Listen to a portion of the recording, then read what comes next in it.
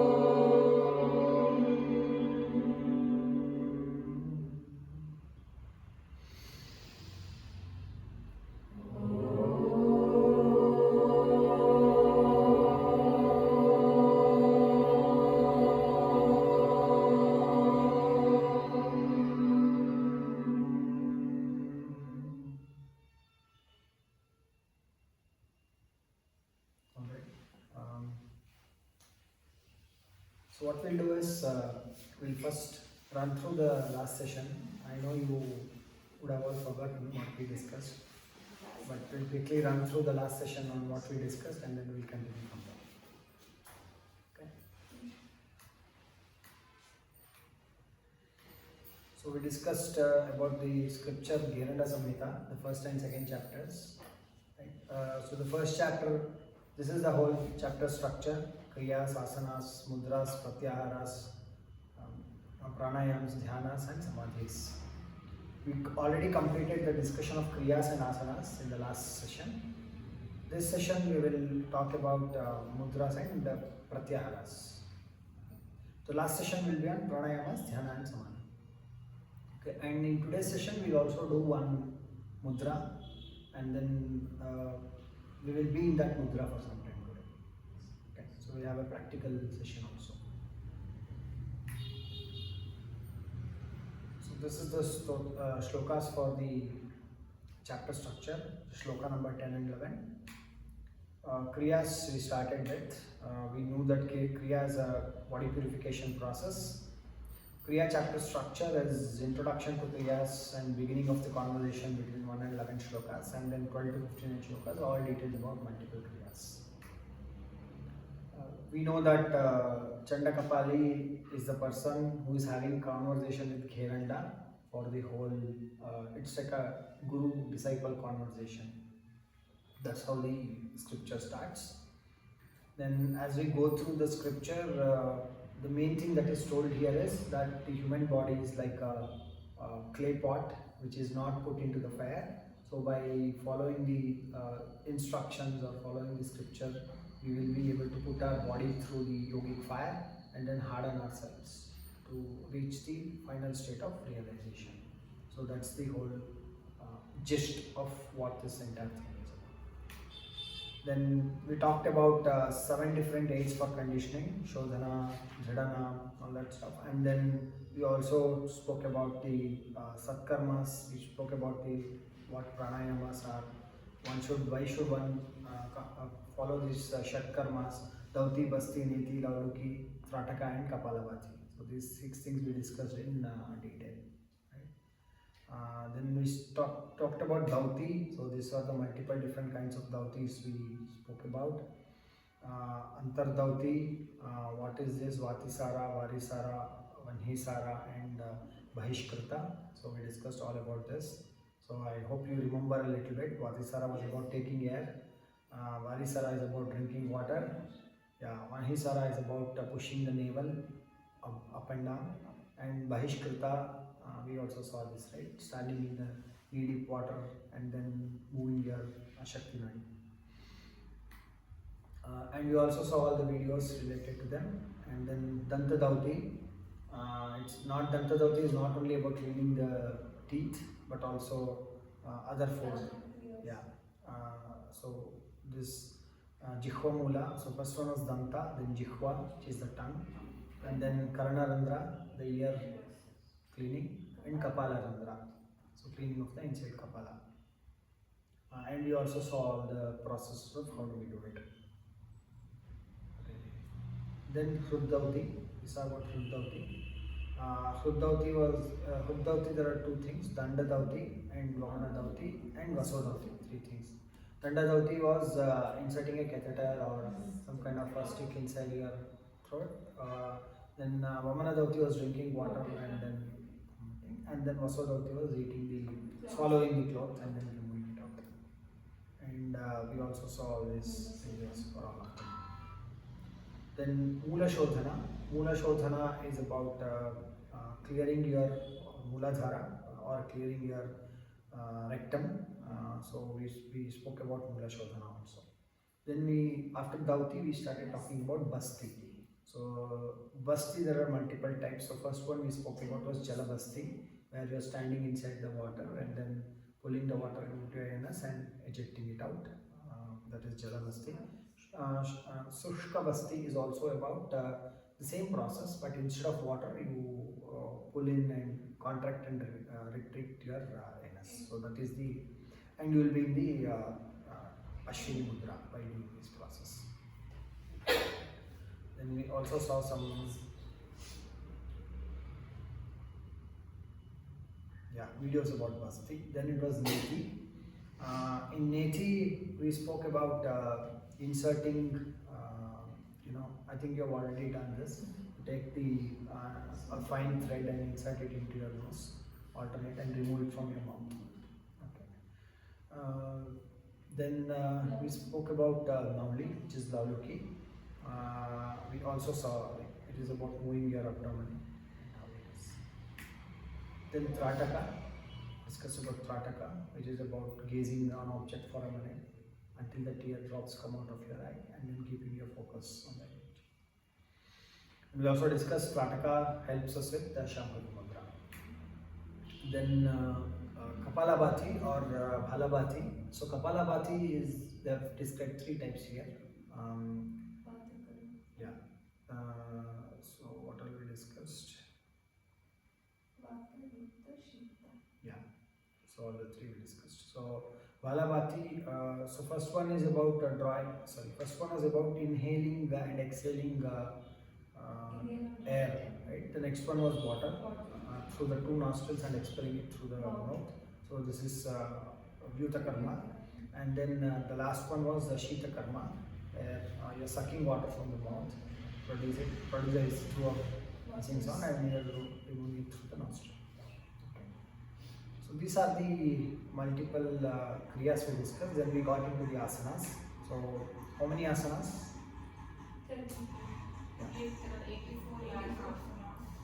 84 lakh, then 84, then finally 32 is more than enough for us. So this is a chapter structure, part 1 up to 6 shlokas, introduction and list of asanas, and then we go through details of each of the asanas. So here are 32 asanas that we discussed about. First one Siddhasana, Padmasana, Bhadrasana, Muktasana, Vajrasana, Swastikasana, Gomukhasana, Virasana, Dhanurasana, Shavasana, Guptasana, Matsyasana, Matsyendrasana, Gorakshasana, Paschimottanasana, Utkatasana, Sankatasana, Mayurasana, Kukutasana, Kurmasana, Uttana Kurmasana, Mandukasana, Uttana Mandukasana, Vrikshasana, Garudasana, Vrishasana. Right, so that's then Shalabhasana, Makarasana, correct, Bhujangasana, then Yogasana is the last one. Okay, so we discussed about all these different asanas, kriyas and asanas. So once the kriyas and asanas aspects have been covered, the Ghrenda Samhita, the next part starts with mudras. Okay, mudras and bandhas. So these two are typically given together as the third section of the Ghrenda Samhita. Okay. So the mudras bring steadiness to the body. So that's the whole theme in terms of how it starts. So what are these mudras and bandhas? How is this chapter structure? So the chapter structure is pretty straightforward. So there are around 70 shlokas, and all these 70 shlokas directly start about the details of the mudras and bandhas. So we will see them now. Okay.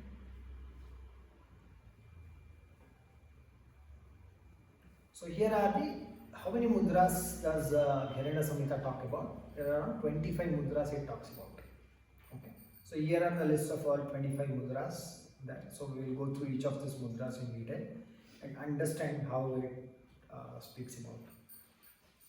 See, one thing when you come to mudras and bandhas you need to understand is you will be getting into a little bit the energy aspects of Kundalini energy, the aspect of chakras. So it slowly starts you taking from physical to a little bit of a different dimension, which is non-physical dimension, mainly around your mind and also in terms of the Shakti Chalana, I mean in terms of multiple energy related things and Kundalini related things. So slowly you are shifting from your physical dimension to an energy dimension. Okay, so that's the whole concept in mudras and mandlas. So the first mudra that we're going to talk today is called Mahamudra. Okay, so mudras means that people might have confusions that it is holding hands, doing some mudras like this. There are something like Chin Mudra, for example, Vignana Mudra. You're talking about doing mudras in the hands, but this is not about just doing mudra in the hands. That's why I told, don't imagine, mudra is mainly in terms of how do you typically move your pranic energy into your Sushumna Nadi, or how do you activate your Kundalini energy. So it's a different dimension in terms of the energy-based conversation. For example, let's talk about Mahamudra, right? The first mudra that Ghrenda Samhita talks about. So what does he say? Firmly press the anus with left ankle and stretching out the right leg, catch hold of the toes with hands. Okay? Contracting the throat, fix the gaze between the eyebrows. This is called Mahamudra by the YIC. Okay? So you can see the posture. You are folding your leg against your anus, stretching your leg, holding your toes, and then you are locking your chin to your throat. So if you look at this looks like more of you're doing Mula Bandha also, and then you're doing Jalandhara Bandha also, and then you're doing Uddiyana Bandha also. So all three locks are happening. So at your anus, at your throat, and at your abdomen.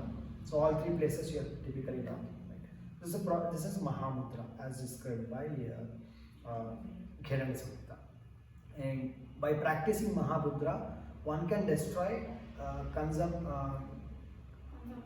consumption, cough, obstruction of bowels, enlargement of spleen, indigestion and fever.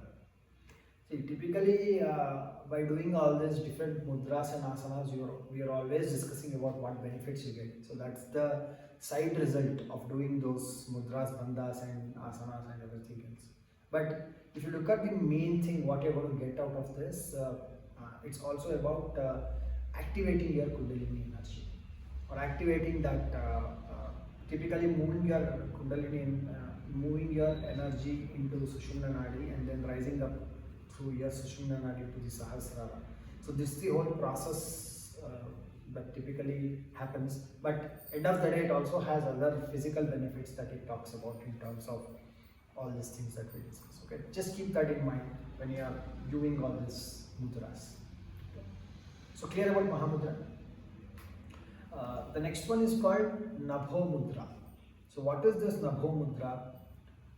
When he be and in whatever activity a yogi may be engaged, keeping the tongue turned upward, one should always retain the breath. This is Nabho Mudra and destroys the diseases of the yogis. So you can see in the picture, I've just tried to put a depiction. So you are turning your tongue around and then touching it to your palate and typically locking the air from coming out through the mouth, or it's like a lock kind of thing that you can see. Mudra, see, lock.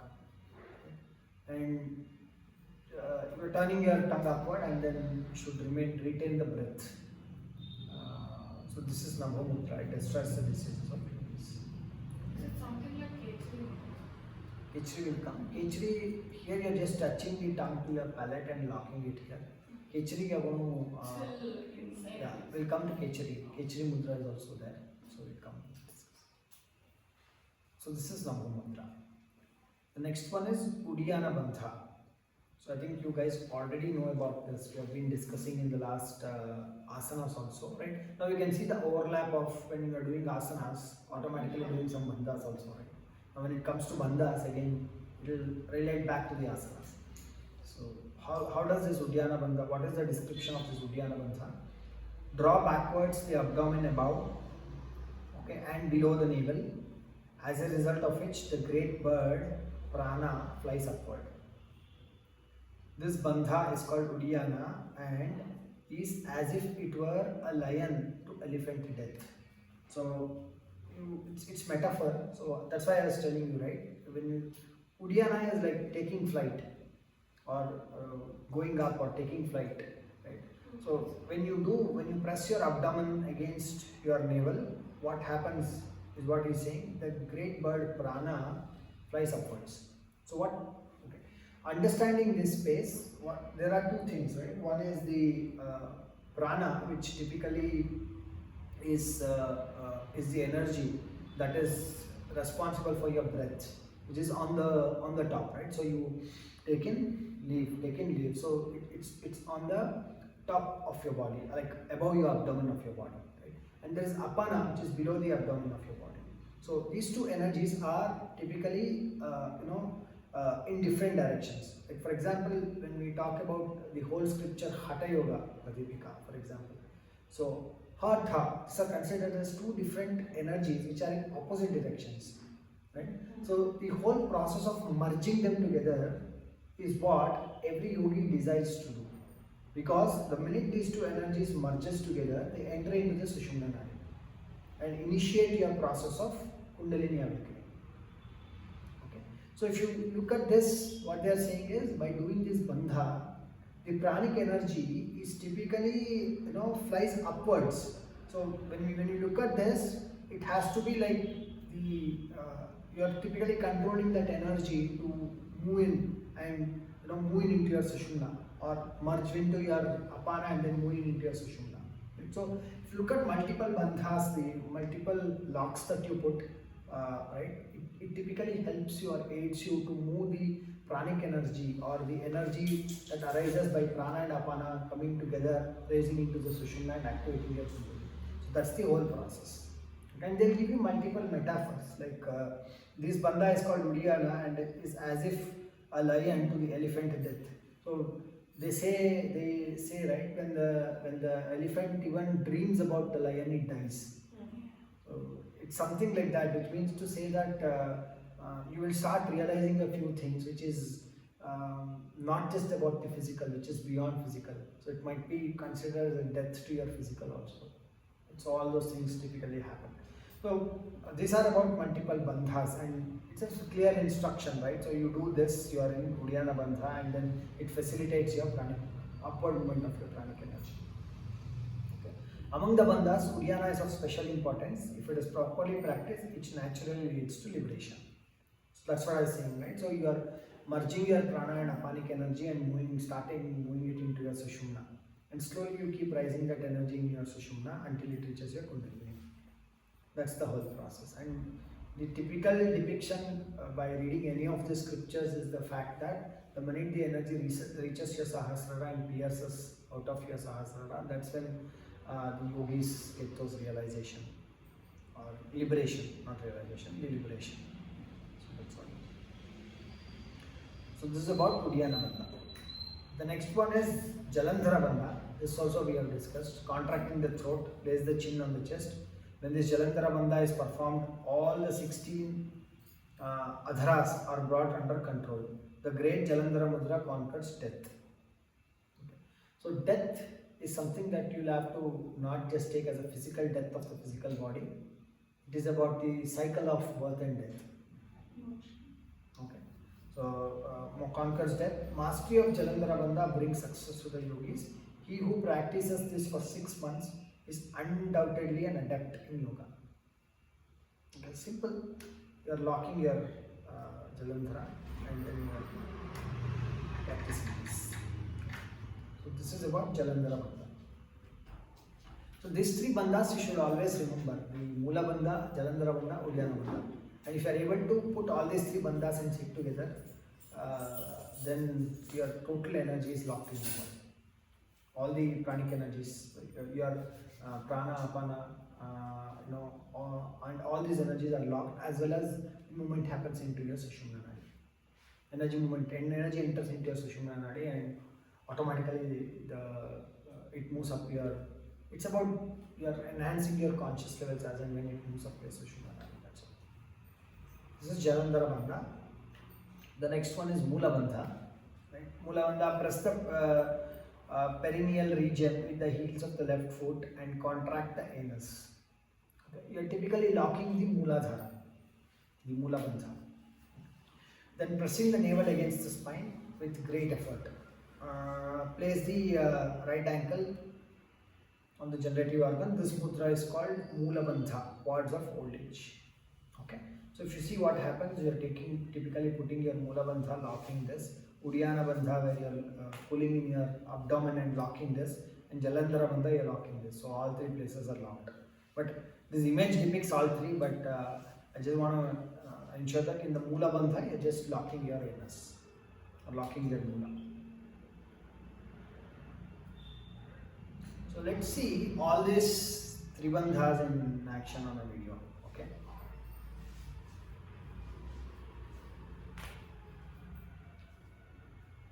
You're now connected to Boat Party Pal 20.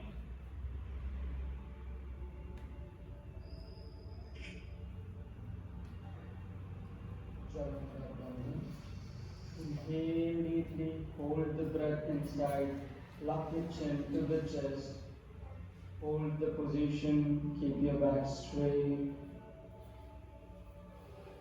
You can try if you want. Just inside. Slowly release the lock first and then exhale slowly. Uddiyana Bandha.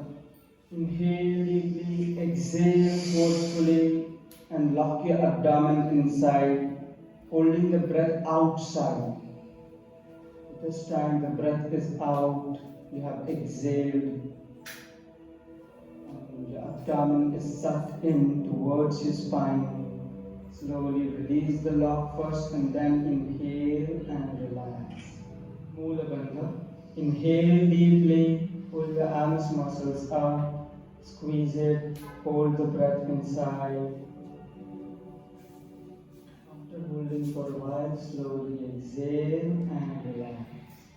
Mahabandha. Inhale deeply, exhale completely, then do Jalandhar Bandha, Uddiyana Bandha, and then Mula Bandha. Holding the breath outside, you have exhaled completely. After holding for a while, once you want to release the bandhas, ease them in the sequence you applied them. And then inhale and relax. Observe the bandhas from the side view so that you can get a clear idea of the abdominal movements and also spine positions.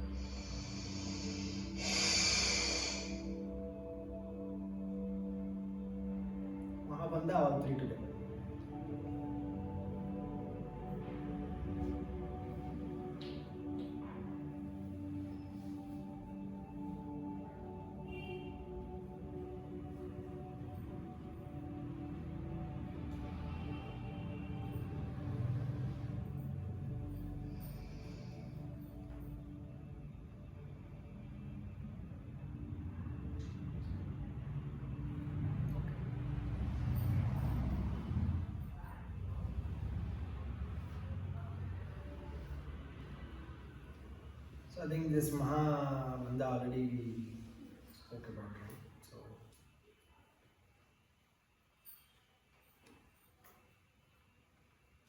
all these three bandhas together. One should press firmly the root of the anus with the ankle of the left foot. Then the wise yogi should press that ankle with the right foot, slightly shaking the heel, contracting the perineum and holding breath by Jalantara Bandha. This is called Mahabandha. Okay. Then Mahabandha is great bandha which prevents decay and death by virtue.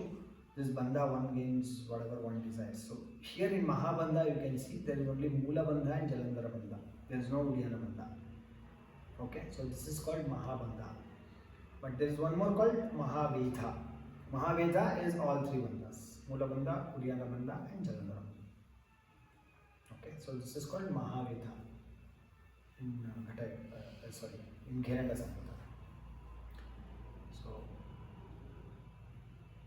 as beauty, youth and charms of a woman are of no avail in the absence of a man, similarly the Mula Bandha and Mahabandha of no avail without Mahavedha. So typically that's just giving a synonym. And you are in Mahavedha, you are doing all the three, like what we saw in the previous video, right? So that is Mahavedha, according to Assuming the Mahabandha position, perform Uddiyana during Kumbhaka. You saw, right, the breathing. During Kumbhaka, you are doing Uddiyana. This is known as Mahavedha, which brings success to the yogins. Okay. The yogi is best among the knowers of yoga who practices daily the Mahabandha and Mula Bandha accompanied by Mahavedha. Okay, so he's saying these three, if you practice, it's like you are best known among the yogi groups or yogi community. Mahabandha, Mula Bandha and Mahavedha. He has no fear of death, nor does he become old. The Vedha should be kept secret by the adepts in the yoga. Not going and announcing everybody, I am doing this, I am doing this. Okay. Next is Kechari. So Kechari is a very interesting mudra. Right? So what do you do Kechari? Cutting the fernum below it, move the tongue regularly and rubbing it with butter, pull it with iron pincers. So what you're doing is below your tongue, right, there is a connection between your, what is it, they call it as fernum, the one that typically holds your tongue and connects it to your lower part of your system, right. So you have to cut that. So there is if you look at Hatha Yoga Pradipika, they have given a nice process on how to cut it. So typically they say every time you start your Kechari, you cut it at a very, like a hair, right? You take a sharp knife and cut it so that at a hair's thickness, and slowly start cutting it over a period of time. And once you cut it, you have to apply some powder of some trees ash typically. So they say, and you apply it and then you keep cutting it. So what happens is after some point of time, your tongue becomes completely free. It's not stuck to your mouth anymore. It's completely free. And then what you do is, by regularly practicing in this way, the tongue becomes so long as to reach between the eyebrows. Okay, so if you go inside, I'll show you a video which talks about Kechari. So you're while cutting it, and then you are moving your something like this. This is how it is now. So you start cutting it, and after some point of time, see how it goes deeper and deeper, and then it gets into your passage between your eyebrows, and you go and you touch your eyebrows. So that's from here. Yes. Yeah, not from outside, but from inside. From inside. Great, right? You fold it. One video I can show you. You fold it, you take it inside, then you take it inside your nasal cavity, and then you go and touch your inside, from inside, not from outside. So this is Kechari, very simple mudra. Any volunteers, we can do Kechari here. Practice myself. So any volunteers, we can start. You can take a knife and start the process. So there is a whole process they're talking about. By regularly practicing this, right, the tongue becomes so long as to reach between the eyebrows, then Kechari is accomplished. Slowly insert the tongue in the passage above the upper palate. When upward, I mean, this is this description of what we saw in the picture. Okay. So what are the advantages? One neither suffers from the loss of consciousness nor feels hungry, thirsty, or lazy. Disease and old age and death are overcome, and radiant body is acquired. Okay. Body cannot be burnt by fire, nor dried up by the wind, nor wetted by water, nor one bitten by a serpent. Okay. Limbs of the body becomes beautiful, and samadhi soon supervenes. The tongue touching the opening into the skull tastes various juices. Day by day, the person experiences the pleasurable sensations arising from these various juices. Among these juices secreted, the tongue has the first taste of salt, then bitter, then astringent, and then the taste of butter, ghee, milk, curds, buttermilk, honey, grape juice, and lastly of nectar. Okay, so once you do this, you will start experiencing these multiple things. So he is also talking about the experiences that you are going to get. So you can track your progress if you are going in the right way. So let's see this small video on how Kechari is done. ನಾಳೆಗೆ ಯುದ್ಧ ಮಾಡಬೇಡ ಅಂತಲ್ಲ ನೋಡಿ.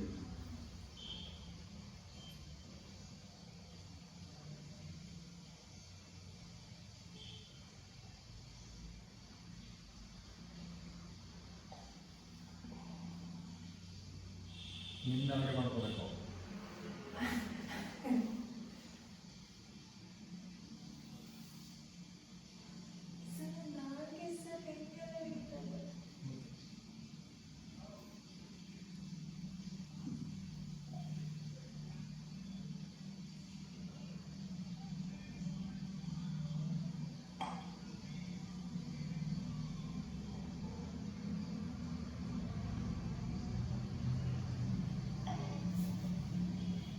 Can't even see his tongue.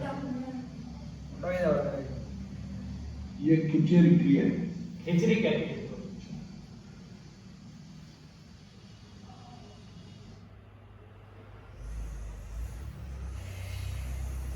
Okay, so this is Kechari Mudra, and there has been a lot of emphasis on this Kechari Mudra in multiple scriptures.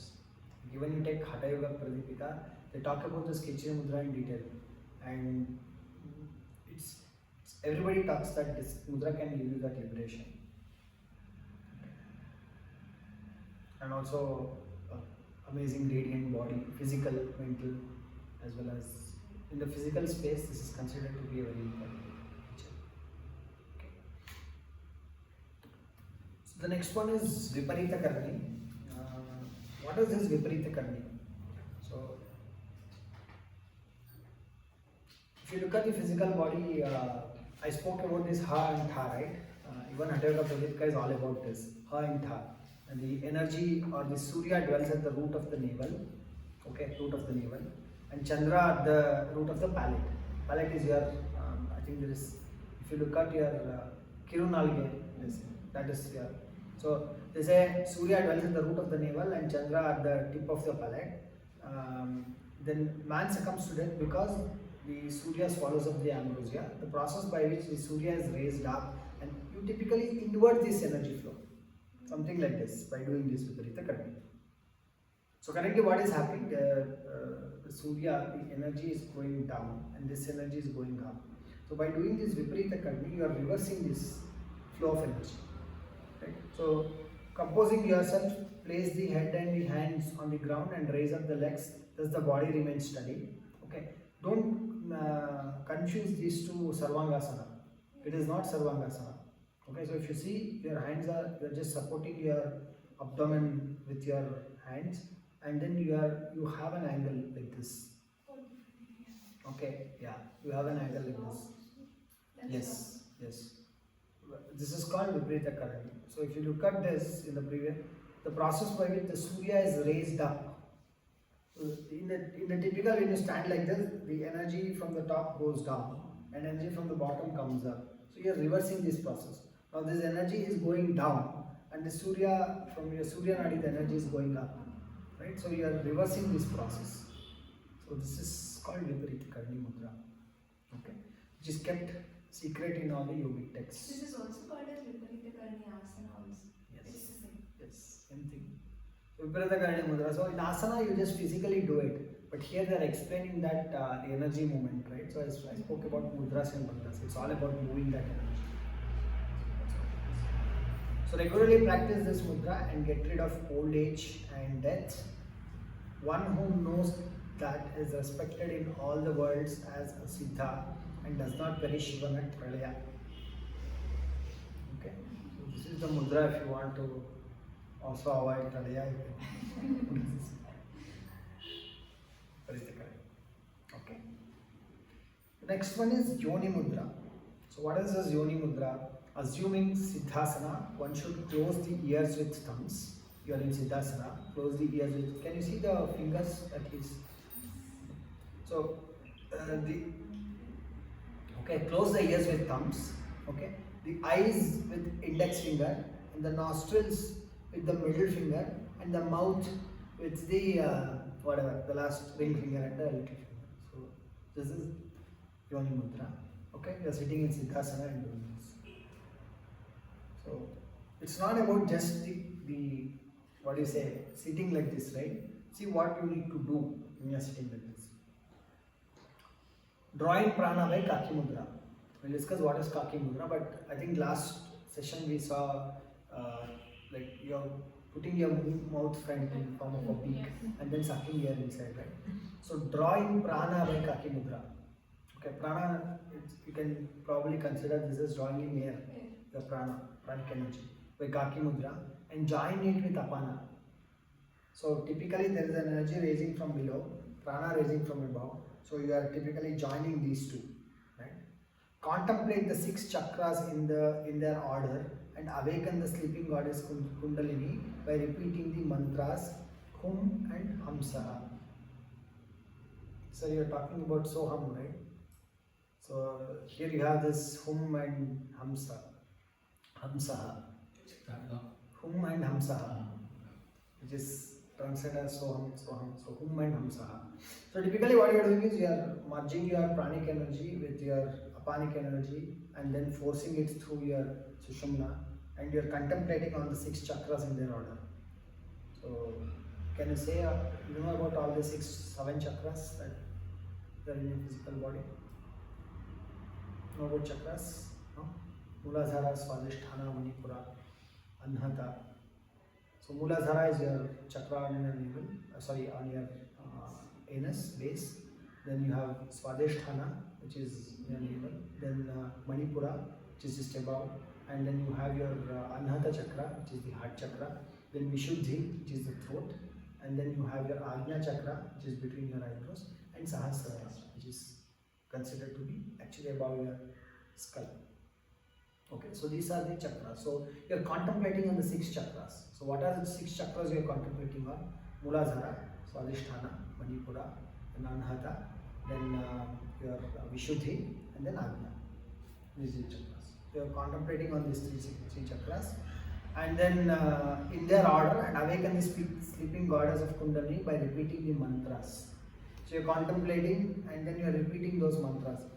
Being in this particular posture, you are contemplating that your prana and your apanic energy has come together. There is an energy flow in your Sushumna. You are contemplating on all the 6 chakras, and then you are chanting this mantra Hum Hasaha, Hum Hamsaha, Hum Hamsaha, Hum Hamsaha. Okay. Place the Shakti Kundalini with Jiva in the Sahasrara. Identify himself with the Shakti and becoming one with the Lord Shiva. So this is whole conceptualization he's telling about. What we see, the energy that flows in our physical body, which is raising through the Kundalini, is called as Shakti. Okay, and the energy which is beyond your, the minute the Shakti reaches your Sahasrara, it is considered to be in unison with Shiva. Okay, so that's the whole process of Shiva Shakti, the energy coming together. I think even in our day-to-day representations we see that, right? The Ardhanarishwara, for example. So it's a representation of the union of Shiva and Shakti. Right? It's saying the same thing. So the minute your pranic energy starts moving within your Sushumna and starts raising through your Sushumna Nadi across piercing multiple chakras, right? Finally it reaches the Sahasrara.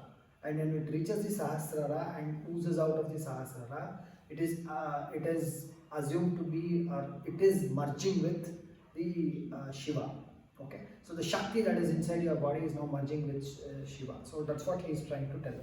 So place the Shakti with Jiva in the Sahasrara, identify himself with the Shakti and becoming one with Lord Shiva. Let him imagine the various enjoyments, pleasures and supreme bliss. Let him realize the union of Shiva and Shakti, and with him mindful of bliss. Let him also realize that he is Brahman. Okay, so typically it talks about not just sitting in a posture, but also thinking that the energies are merging together, moving through your Sushumna Nadi, raising to your Sahasrara, and then it is also joining with your Shiva Shakti energy. You are in a tremendous blissful nature. You are the Parabrahma, you are the Brahman. So it's about going through this whole process in Yoni Mudra. Okay. So Yoni Mudra should be carefully guarded. It is not easily attainable even by gods. Okay. Once it is accomplished, the yogi has verily entered Samadhi. So you have attained your liberation or self-realization. So you are in that particular state of Samadhi. So this Yoni Mudra, shlokas between 34 to 38 give the whole gist of this entire process. I told you, right, the mudras is not about, mudras and bandhas is not just about taking some physical postures, it's also about this energy movement. So in just the Shiva and Shakti are merging together by raising the energy through Sushumna and piercing through multiple chakras. So that's the whole process. So the next one is called Vajroli. Okay. So what is this Vajroli according to Ghrenda Samhita? Fixing the palms of the two hands on the ground, raise the legs and the heads up in the air. The sages say this as Vajroli Mudra. Is conductive to awakening of Kundalini and long life. Okay, so this helps in Kundalini awakening. Vajroli.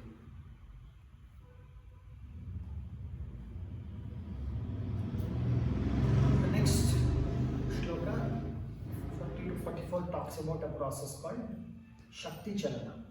Okay. So what I'll do is, I think I have put up a video of Shakti Chalana. I'll first show you this video.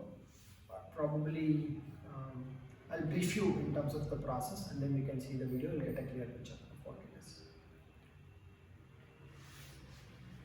So as long as asleep, so long as she is asleep in the body, the jiva is only an animal. One should practice all numerous yogas so long as supreme knowledge is not attained.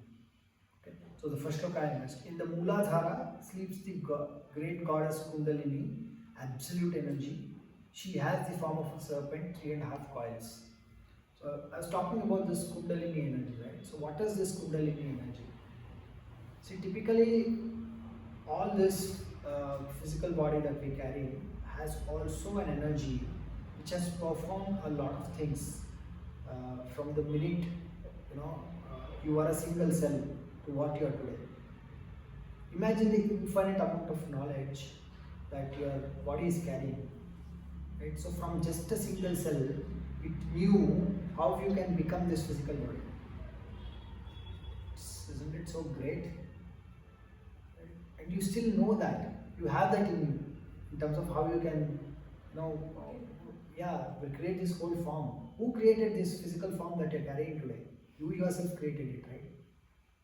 So what they say is, there is this Kundalini energy which typically does the whole process of this creation, beautiful creation, right? And after some point of time, it becomes dormant. It coils up. It's it's a 3.5 coils. It forms like a coil is like you have seen a spring, right? So 3.5 coil, and then resides at your Mooladhara, or resides at the end of your spine. Okay, its work is done, so it's now become dormant after some point of time in your life, in your age. Okay. After that, the whole process of yoga is about activating this Kundalini and start moving it up and making it completely activated. Okay. So if you look at this Shakti Chalana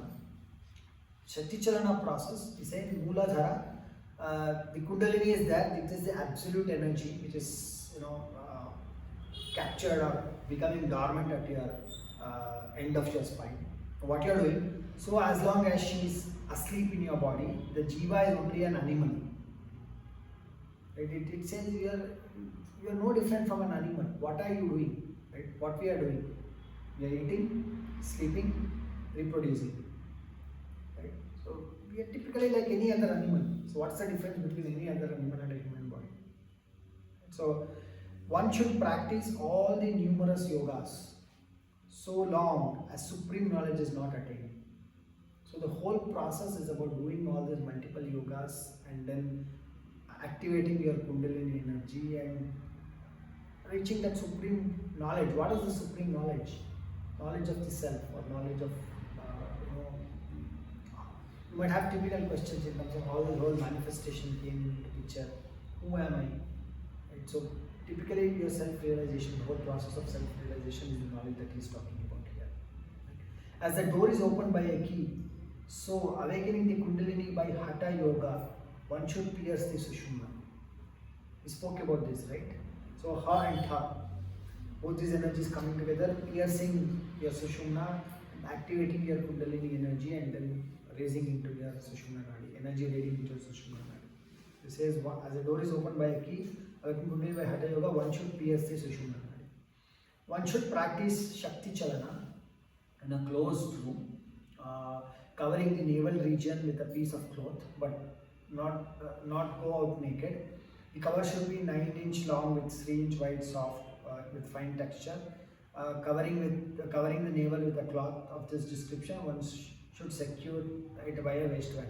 Typically, you're just taking a cloth and covering your genitals and putting a band around it. So that's what he was talking about. And then smearing the body with ashes and assuming the Siddhasana pose. Okay, it's talking about smearing the body with ashes, assuming the Siddhasana pose. One should inhale with both the nostrils and forcibly join prana and apana. Okay. Then by Ashwini Mudra, one should slowly contract the anus till the vayu is forced into the sushumna and it gives you an experience. So typically joining it by Ashwini Mudra, you are forcing it to enter into sushumna nadi and then your experiences start. Then by restricting the vayu, kundalini feels choked and raises upward. So typically you're invoking that energy, moving that energy into your sushumna and locking it. So once it is locked and you're pressing it, the energy slowly starts raising into your sushumna nadi. So that's the process. Without Shakti Chalana, Yoni Mudra is not effective. Okay. So one should practice Shakti Chalana and then practice Yoni Mudra. That's what he is saying. Now he says, oh Chanda Kapala, thus I have described you the Shakti Chalana, try to keep it a secret and practice it daily. Shakti Chalana is a very strong, very adept process which you can follow for activating your Kundalini energy. Let's see a video now.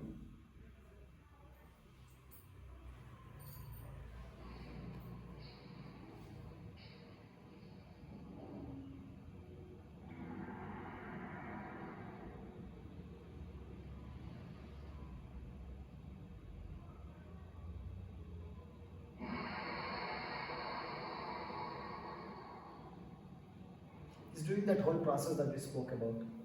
Pulling in prana, touching with apana, pushing it into sushumna. He's doing Nauli also. Push it upward.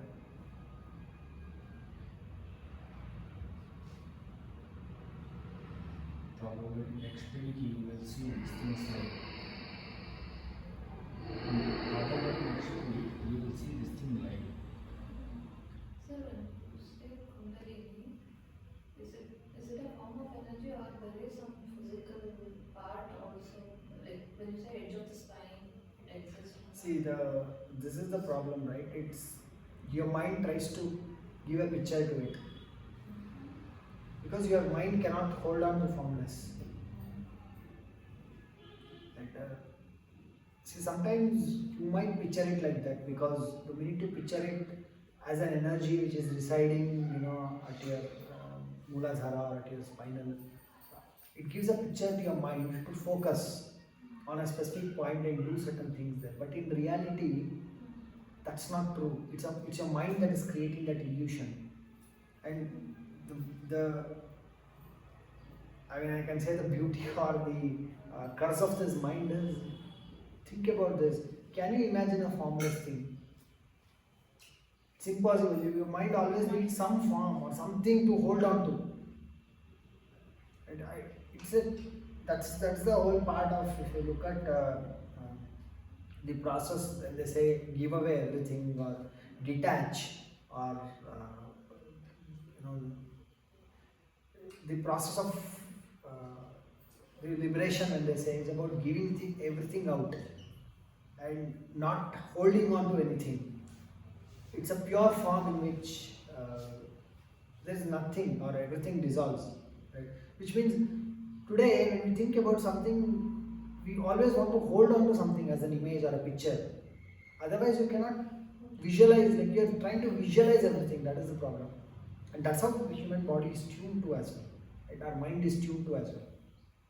When I say, that is the whole problem of talking about this meta concepts. You start imagining and then you get into another hallucinated path. And then you start imagining things. Oh, my Kundalini is activated, my energy is moving. All that we start imagining. And even it may not be real. Right? So that's why he says, by doing all these kind of mudras, certain actions, it will automatically happen. And they have given all this, like, you know, they show the Kundalini like a snake. It's all representational. It's a dormant energy which is raising through your Sushumna Nadi. If you ask me where is Sushumna Nadi, cut and show me. There might be a physical vein that you might see, but the energy, how can I cut and show you the energy? You have to experience it or feel it by yourself. Right? So it's very difficult for the mind to conceptualize it. The yogis have conceptualized it in a particular way so that you can get an understanding of it. But don't hang on to it that, oh, it is a snake, my snake is coming inside my, backbone, like I can feel like, oh, Sushumna is raising, and all those things. It's your mind imagining those things. Okay, so be careful about getting hallucinated and getting into that trap. Okay. Hope it answers your question. Yes, completely. Chalana is done.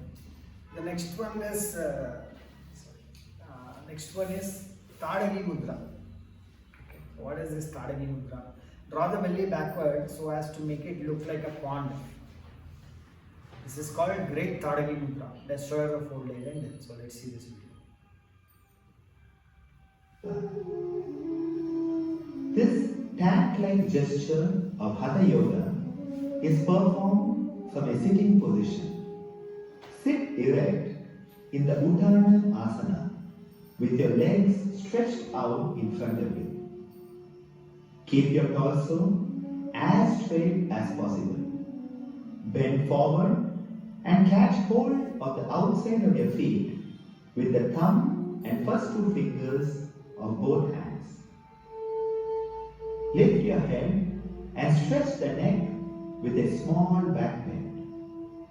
Bring your chin down to the chest while breathing out.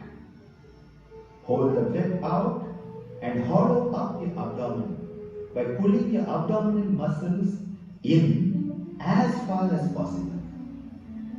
Hold this mudra 10 to 15 seconds.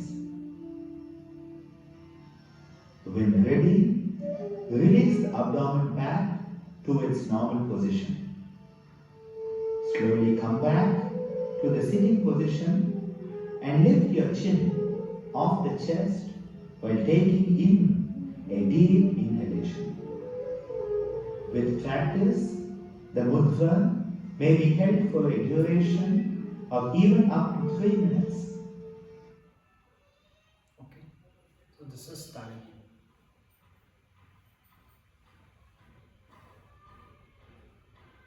So one thing here is we are running through the list of mudras. Okay. You might the idea is to introduce you to these things, and it's up to you to practice what you want to practice. But you can see the vastness of things that are there, right? In the field of yoga. We just talk about, see some 4-5 asanas we are doing and we believe we know yoga. That is not even the tip of the iceberg. So these are very deeper aspects of yoga. The next one is Manduki Mudra. So closing the mouth, move the root of the tongue, then slowly swallow the nectar. This is called Manduki Mudra. The person who always practices Manduki gets no wrinkles or old age, enjoys perennial youth, and his hair does not turn grey. So if your hair has turned grey, then you are not practicing Manduki Mudra. Okay, let's see some sample video. Sit in Vajrasana, keeping the toes pointing outward. The buttocks should rest on the floor and feel gentle pressure to the perineum. Place your both the hands on the knees with the palms facing downward in Chin Mudra. Close your eyes and relax your whole body. Now open the eyes and focus them on the tip of the nose, assuming a Gochari Mudra.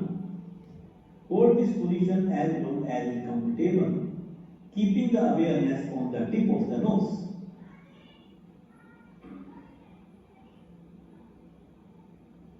After some time, close your eyes and take rest. This is called one round. Repeat it 3 times. Okay.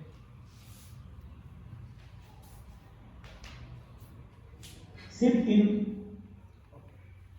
So this next one is Shambhavi Mudra. I think you would have heard of it a lot of times.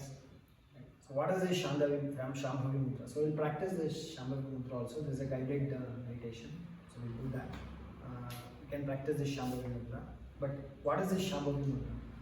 Fixing the gaze between the eyebrows inside. Meditate on the Atman. This is Shambhavi Mudra, which is seriously guarded in all the tantras.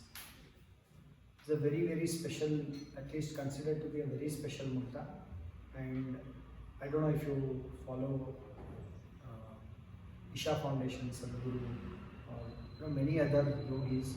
They have put a lot of emphasis on Shambhavi. Call it as Shambhavi Mahamudra. There's a whole process in terms of how do you achieve mastery in doing Shambhavi Mudra. But Shambhavi Mudra has a lot of importance. Kechari and Shambhavi both have a lot of importance in terms of people practicing it. So this is Shambhavi Mudra.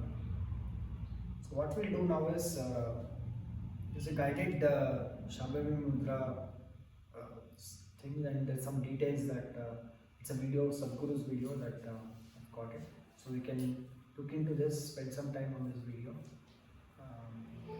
And also as guided meditation, guided, I would say meditation itself to allow you to practice this mudra. So please listen to this, and there is a section when you practice it, so you can try it out. Yoga for inner exploration. Shambhavi Mudra. In the history of humanity, many truly scintillating human beings have happened. They have shone brighter than the stars in the sky. But why is it that one seems to have come with enormous capability, and why is it another has to struggle with every little aspect of life? If you consider yourself to be a mechanism, you have a body and a mind. You may have a great body and a great mind, but what you call as grace is the lubrication. Without the necessary lubrication, you get stuck at every point. Any number of people like this are there on this planet, intelligent, capable, but at every corner in their life, they get stuck because there is no lubrication. So it is important for a human being to have an element of grace in their lives. Shambhavi Mudra is a process that is like opening a window so that one becomes receptive to grace. Here are a few guidelines. that will set optimal conditions and greatly enhance your receptivity of the practices. Please ensure cell phones are either in silent mode or switched off. It is advisable not to sit for the program with a full stomach or immediately after a meal. Please sit with your spine comfortably erect, hands uncrossed, and palms open. These conditions will prepare you to be in a heightened state of receptivity and derive the most benefits from the practices. These practices are very safe and simple and can be done by anybody. Make sure to do everything slowly and gently and according to the instructions. If you're feeling any pain or discomfort, stop and consult a doctor. The practices we will be learning here can be done by anyone ages 7 years and above. If you wear glasses while doing the yoga practices, please remove them and keep them aside. Sit comfortably in a cross-legged posture. Keep your spine comfortably erect. We will hold Yoga Mudra. Make the thumb and the index finger come together at the very tips, forming a circle between them. Let the other three fingers be straight, all the four fingers together without any gap between them. Holding the mudra facing upwards upon your thigh, arms and shoulders should be loose and relaxed. Close your eyes and sit with a slightly upturned face. When you sit with your face slightly upturned, there is a natural focus between your eyebrows. Maintain this natural focus. Do not concentrate. Just maintain this natural focus between your eyebrows and sit with your face slightly upturned. Turn your face to the top upwards. So it will Maintain this yes. gentle and casual focus between the eyebrows and be conscious of the natural movement of breath.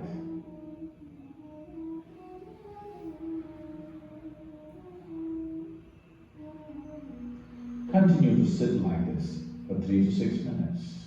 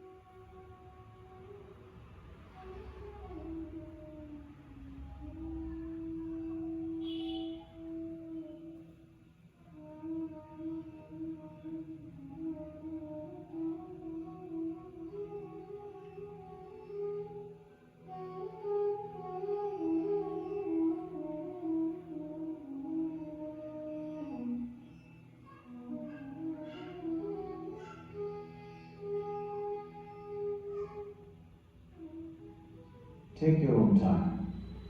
Take your own time. Slowly, very slowly. Open your eyes.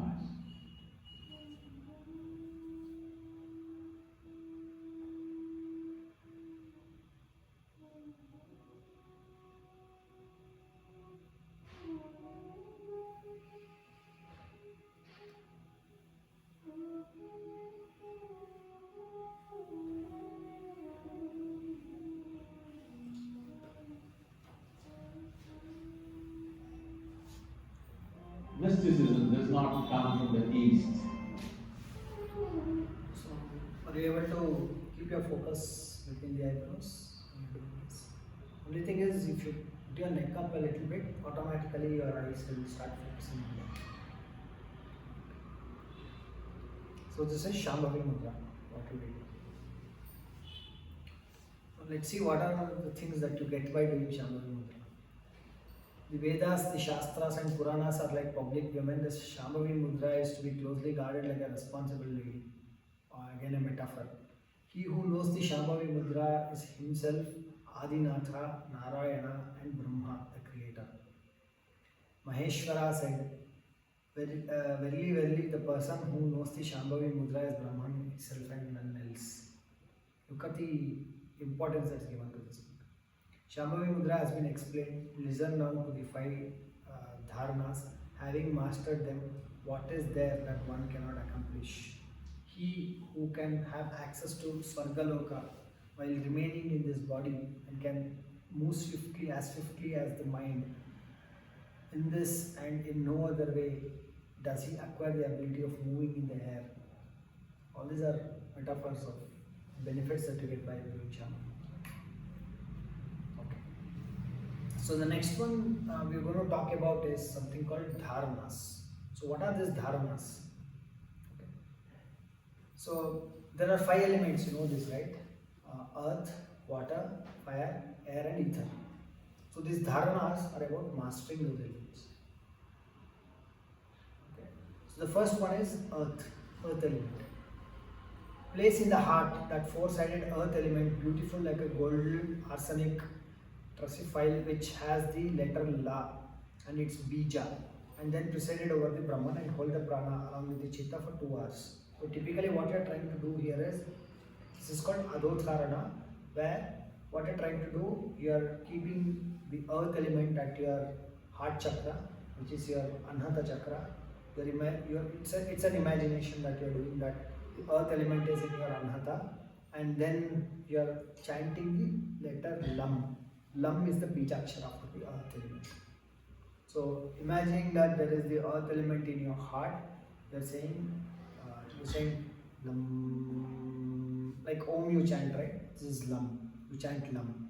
And you are typically, and while you are doing this, you are holding the prana with chitta for 2 hours. Holding the prana with chitta is,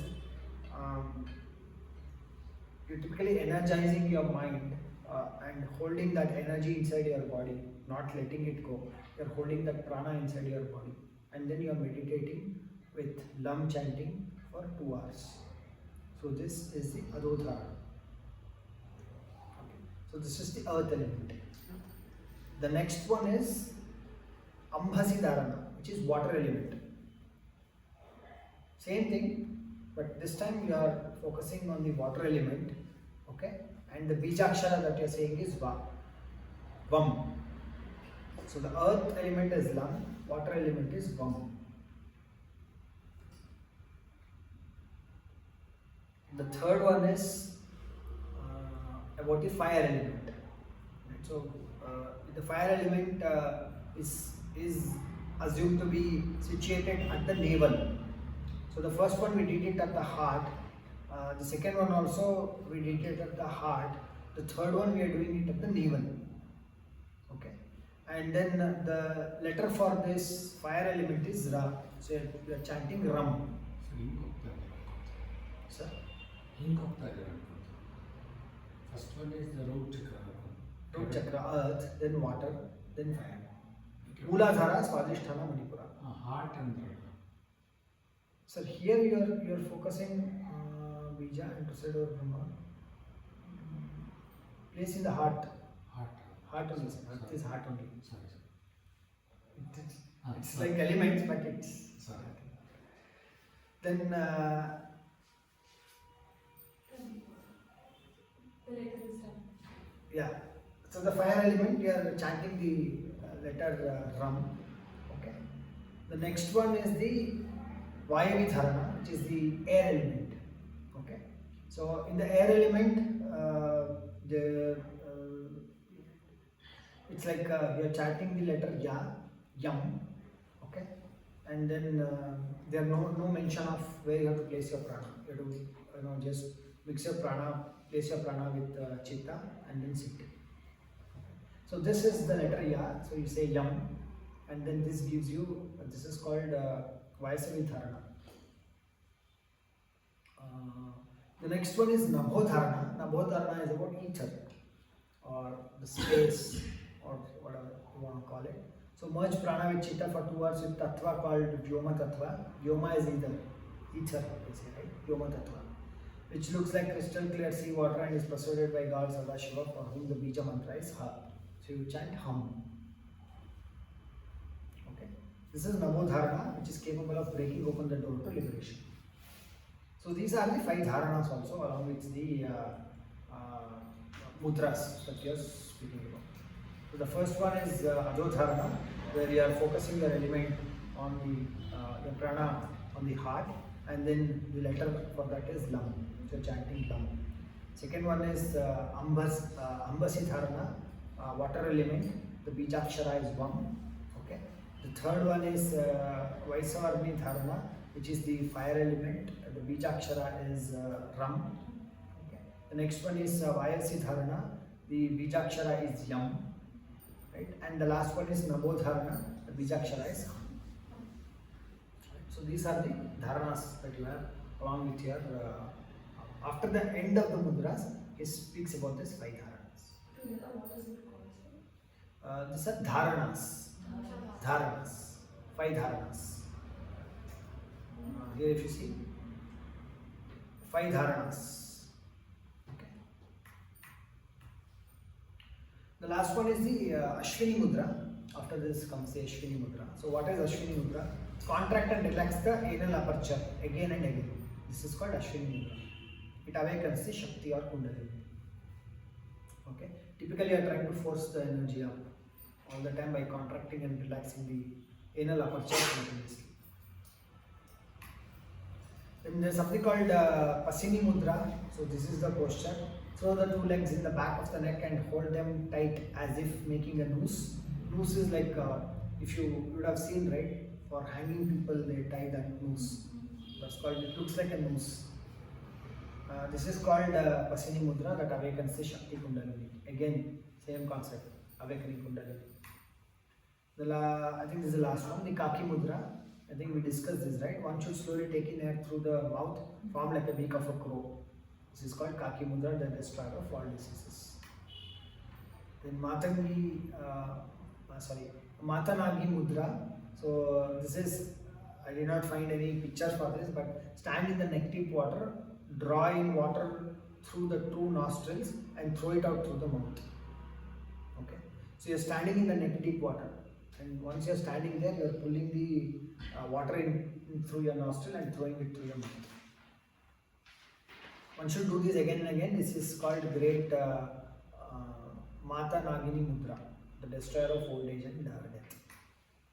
The next one is Bhujangi Mudra. So what is this Bhujangi Mudra? Protruding the mouth a little. Let one take air through the throat. So you are not taking it like through the mouth. You are taking it through the throat. Like this. Not through the mouth. Not like this. Like this, you are taking it through the throat. Okay. So this is the Bhujangi Mudra, the destroyer of decay and death. Whoever practices Bhujangi Mudra quickly destroys all the diseases of stomach, particularly indigestion, etc. Then protruding the mouth a little, let one take air through the throat. This is called, anyway we spoke about this. So this completes the mudras.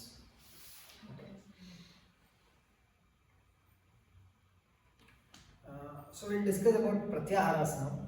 Pratyaharas is very simple, smallest chapter I would say. Only 7 shlokas in Pratyahara chapter. So what is the chapter structure? 1 to 7 shlokas talks about various Pratyaharas. So I think by looking at the image only you got a idea, right, what Pratyaharas would be. Exactly. So you're talking about the multiple senses, your touch, your smell, your vision, your auditory, and your taste. So how you bring all these things under control is what this Pratyahara chapter talks about. Okay. Now so this is how the shlokas go. Now I shall expound the excellent Pratyahara by knowing which AVs like desire are destroyed. So the whole concept of doing this Pratyahara is to destroy a desire. Okay. So wherever the wandering and unsteady mind goes, it is to be withdrawn from there and brought under the control of the self. So we have let our minds go everywhere. Now we are doing the reverse. Wherever it is, you are trying to find it and get it back to yourself. Okay, that's the process of Pratyahara. Whenever the sight falls, wherever the sight falls, so I am talking about the sight here. Wherever the sight falls, the mind follows. Okay, therefore bring it under the control of the self. Next, mind should be withdrawn from what is heard, auditory, whether it is respectful or insulting, pleasant to hear or terrible, and it should be brought under the control of the self, auditory senses. It's very easy to nod the head in 7 shlokas, but this is the most difficult thing that you can do. Okay. Next is mind should be withdrawn from the sensations caused by cold and heat. So talking about the touch sensation, cold and heat, and it should be brought under the control of the self. One should withdraw the mind from smell, whether sweet or stinking, and bring it under the control of the self. So we have an immediate reaction or judgment, right? So we will be calm. So if you look at, I think if you look at this Pratyaharas, it's about calming the mind. So by doing all these things, you are calming your mind. The next is the mind should be withdrawn from tastes like sweet, sour, and bitter, and brought under the control of the self. Okay. So this is all about Pratyaharas. Okay. So I think we'll stop here. The next chapter is going to be a big one, which is about pranayama, which is almost 90